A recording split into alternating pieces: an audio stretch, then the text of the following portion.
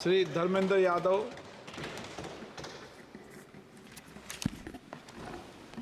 धन्यवाद अध्यक्ष जी।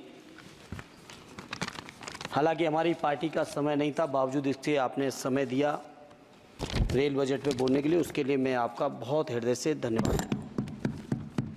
अध्यक्ष जी, बहुत सारे साथियों ने बड़ी जिम्मेदारी की बात कही, जनरल बोगी बढ़ाने से लेके सफाई से लेके उन सभी चीज़ों के साथ अपने को जोड़ते हुए, चूँकि अध्यक्ष जी मैं आजमगढ़ संसदीय क्षेत्र से निर्वाचित होकर आया हूँ।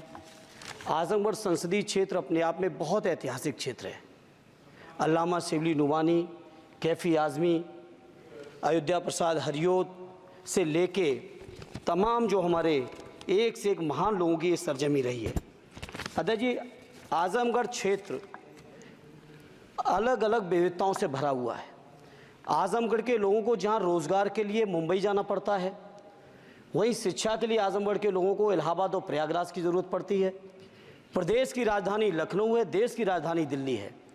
इसलिए मैं अपनी ओर से अपने क्षेत्र के लिए आजमगढ़ से मुंबई, जो कोरोना से पहले, माननीय मंत्री जी ध्यान दे दें, कोरोना से पहले आजमगढ़ से मुंबई एक रेल चलती थी जो कोरोना काल से बंद चल रही है।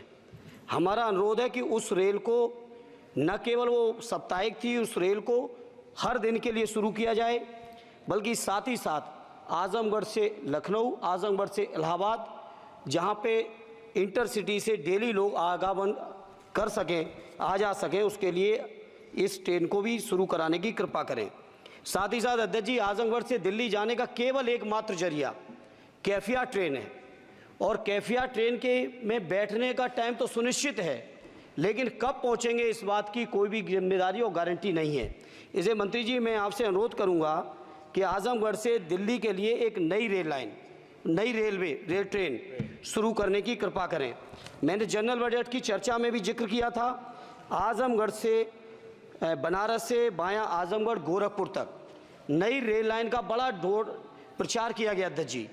हमसे पूर्व सांसद ने बहुत प्रचार किया कि हमने सैंक्शन करा दिया है, लेकिन उस पर अभी एक भी रुपए की बजट न स्वीकृत है, न उस योजना का स्वीकृत है। सर्वे ज़रूर हुआ है, डीपीआर ज़रूर बनी है, लेकिन उसकी स्वीकृति मंत्री जी और फंड अभी बाकी है।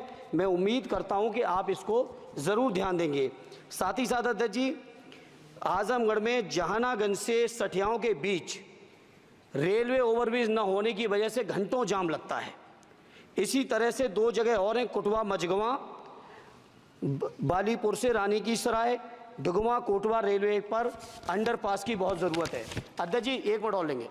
मैं बड़ा सौभाग्यशाली हूँ अध्यक्ष जी कि उत्तर प्रदेश की 3 विभिन्न लोकसभाओं का मैंने प्रतिनिधित्व करने का मुझे मौका मिला, और वो तीनों ही क्षेत्र सदैव नेताजी की कर्मभूमि रहे, स्वर्गीय शरद यादव जी की कर्मभूमि रहे, माननीय अखिलेश यादव जी की कर्मभूमि रहे।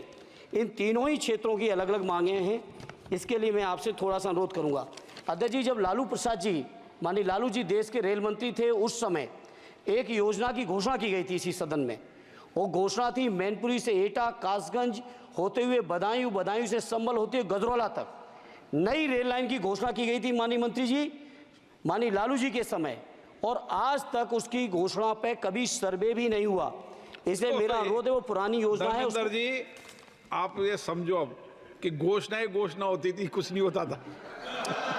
नहीं, उसके बाद 10 साल से तो आप भी हैं, 10 साल से ये भी हैं अध्यक्ष जी, ऐसा नहीं है 10 साल से ये भी बैठे हैं। चूंकि हमारी पार्टी के पास समय कम है, इसलिए हम उसको ज़्यादा लंबा नहीं कहेंगे। दूसरा, मैनपुरी से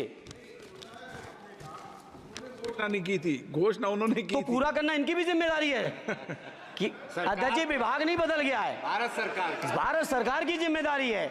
आज जो ये मंत्री जी घोषणा करेंगे, अगले मंत्री की जिम्मेदारी बनेगी, अगले मंत्री की जिम्मेदारी बनेगी।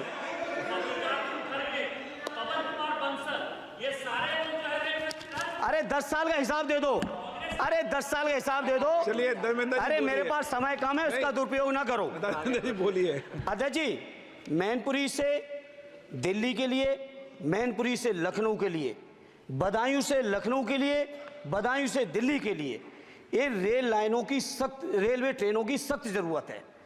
माननीय मंत्री जी, 5वें नंबर की आपकी इकोनॉमी आ गई। आपके पूर्व जो हमारे सदस्य हैं निशिकांत जी, आपके हिसाब से तो सब कुछ बदल गया रेल में।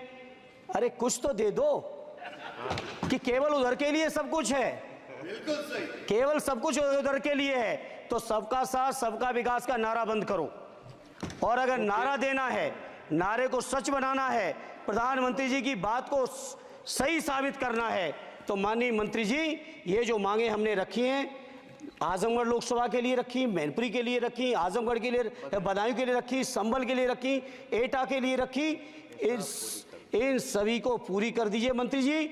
और नहीं कर सकते हैं तो कम से कम इस सदन के अंदर तो सबका साथ सबका विकास नारा देना बंद ही कर दो। और नारा जिस दिन देना बंद कर दोगे और ये कह दोगे कि आप विपक्ष में आपका नहीं करेंगे, उस दिन हम अपने क्षेत्र के लोगों को संतुष्ट भी कर लेंगे। हमारे क्षेत्र के लोग इतने स्वाभिमानी लोग हैं। माननीय अध्यक्ष जी कि आपने मुझे रेल बजट पर बोलने का मौका दिया। मैं माननीय प्रधानमंत्री जी और माननीय रेल मंत्री जी को बहुत बहुत लाइट बीच में छूट गया, तो धन्यवाद अध्यक्ष जी। मैं कहता हूं कि जो मांगे की हैं तीनों ही क्षेत्रों की, उत्तर प्रदेश की जनता की, उसको माननीय मंत्री जी पार्टी से ऊपर उठकर सबके साथ और विकास के लिए पूरा कर दें। आपकी बहुत बहुत मेहरबानी होगी, नहीं तो ये नारा बंद करो। बहुत बहुत धन्यवाद। संजय जायसवाल जी।